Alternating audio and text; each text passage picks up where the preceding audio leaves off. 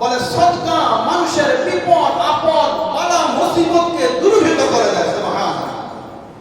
তোমার মুসিবত, তোমার দুঃখ, দুর্দশা, হতাশা, তোমার পেরেশানি যদি আকাশচুম্বী হয়, পাহাড় পরিমাণ যদি তোমার এই মুসিবত আসে, বললে এই সদকার মাধ্যমে আল্লাহ তোমার পাহাড় পরিমাণ আকাশচুম্বী এই মুসিবতকে আল্লাহ সদকার মাধ্যমে দূরীভূত করে দেবে। সুবহানাল্লাহ। এক নম্বর, বিপদে আছেন, অভাব অনটনে আছেন, দুঃখ কষ্টে জর্জরিত আছেন, চিন্তার কোন কারণ নেই, বলে দান করেন, সদকা করেন, আল্লাহর রাস্তায় খরচ করেন, মানে পাহাড় পরিমাণ যদি আপনার মুসিবত, দুঃখ, দুর্দশা, হতাশা, পেরেশানি থাকে, রব বলতে যেগুলো সব ধুয়ে মুছে পরিষ্কার করে সব তোমার সামনে পানির মতো একদম সহজ করে দেবে। আল্লাহ রাব্বুল আলামিন আয়াতে কারিমার মধ্যে বলেন, আল্লাযীনা ইউনফিকুনা ফিস সাররা'i ওয়াদ দাররা ওয়াল কাযিমিনাল গায়যা ওয়াল আফিনা আনিন নাস ওয়াল্লাহু ইউহিব্বুল মুহসিনিন। আল্লাহ রাব্বুল আলামিন বলেন, আল্লাযীনা ইউনফিকুনা ফিস সাররা'i ওয়াদ দাররা, যারা অভাব অনটন, যারা সচ্ছল অসচ্ছল, যারা সুখে দুঃখে আমি আল্লাহর রাস্তায় দান করে, কি বলছে, যারা সচ্ছল অসচ্ছল, সুখে দুঃখে, অভাব অনটন, বলে যেই অবস্থায় থাকুক না কেন ওই অবস্থায় আমি আল্লাহর রাস্তায় যারা ব্যয় করে, যারা খরচ করে, বলে কাযিমিনাল গায়যা, এবং নিজের রাগ, নিজের ক্রোধকে কি করে সংশোধন করে, নিয়ন্ত্রণ করে, ওয়াল-কাযিমিনাল গায়যা ওয়াল-আফিনা আনিন নাস, এবং মানুষদেরকে ক্ষমা করে। আল্লাহু ইউহিব্বুল মুহসিনিন, আল্লাহ বলেন এই সকল বান্দাদেরকে আমি আল্লাহ পছন্দ করি, আমি আল্লাহ তাদেরকে ভালোবাসি। সুবহানাল্লাহ।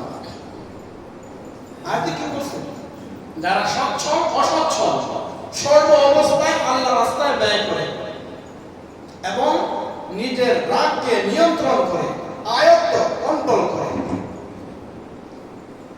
এবং মানুষকে ক্ষমা করতে পছন্দ করে, মানুষকে ক্ষমা করতে ভালোবাসে। আল্লাহ বলে এই সিফাত, এই গুণের মানুষগুলোকে আমি স্বয়ং আল্লাহ নিজেই তাদেরকে ভালোবাসি। সুবহানাল্লাহ।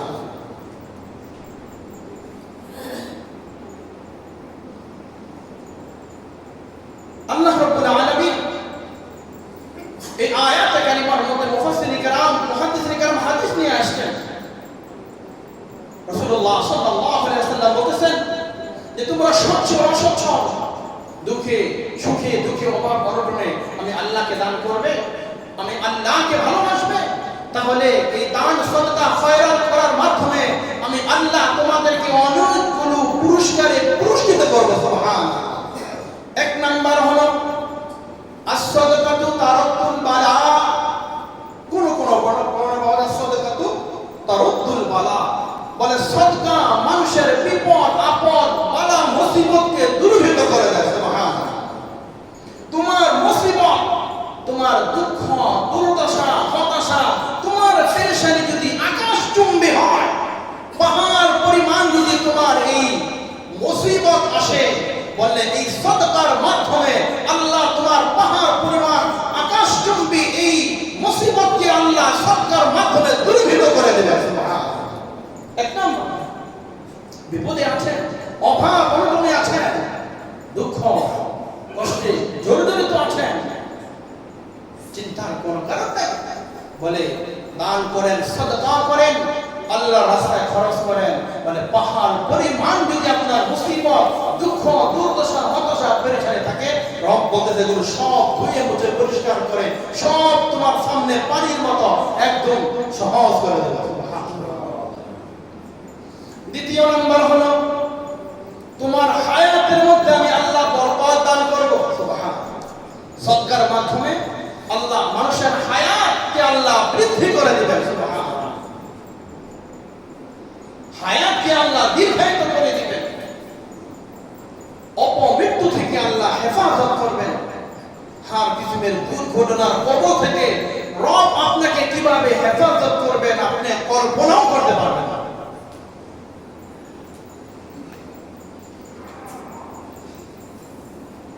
আমরা যখন গুনাহে জর্জরিত, আমরা যখন গুনাহে জর্জরিত, গুনাহ দ্বারা আমাদের জীবন ভরপুর, এত গুনাহ করেছি, সীমাহীন সীমা লঙ্ঘন করেছি, রবের কত নাফরমানিতে লিপ্ত, রবের কত হুকুমের খেলাফ জীবন যাপন করতেছি, রব আমার প্রতি এত অসন্তুষ্ট, এত অসন্তুষ্ট, যা বলার বাহিরে। আল্লাহ বলতেছেন আমার রাগ, আমার গোসা একমাত্র ঠান্ডা করতে পারে এই সাদাকা। সুবহান আল্লাহর রাগ, আল্লাহর গোসাকে ঠান্ডা করতে পারে একমাত্র সাদাকা।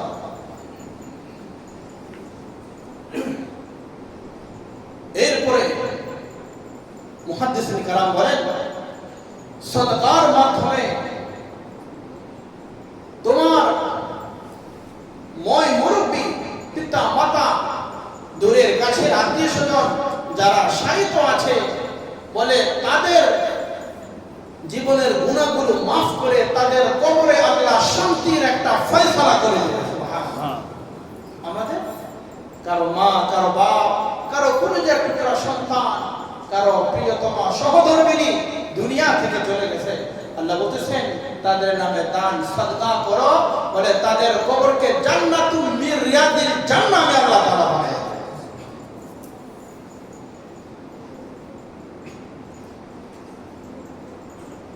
সর্বশেষ কিয়ামতের কঠিন ময়দান যখন কোনো আমল থাকবে না, জাহান্নামে তোমাকে নিয়ে যাওয়া হবে, বান্দা পিছনে তাকিয়ে তাকিয়ে দেখবে, আবার একটু সামনে হাঁটে, দুই কদম সামনে যাওয়ার পরে আবার পিছনে তাকায়। আল্লাহ বলে ফেরেশতা আমার বান্দা পিছনে কেন তাকায়?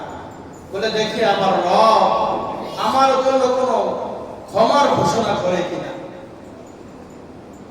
ফেরেশতারা বলতেছে আল্লাহ আপনার বান্দা পিছনের দিকে এই জন্য তাকায়, দেখে রবের পক্ষ থেকে কোনো ঘোষণা আসে কিনা, তাকে জাহান্নামের দিকে হাঁকিয়ে নেওয়া হচ্ছে।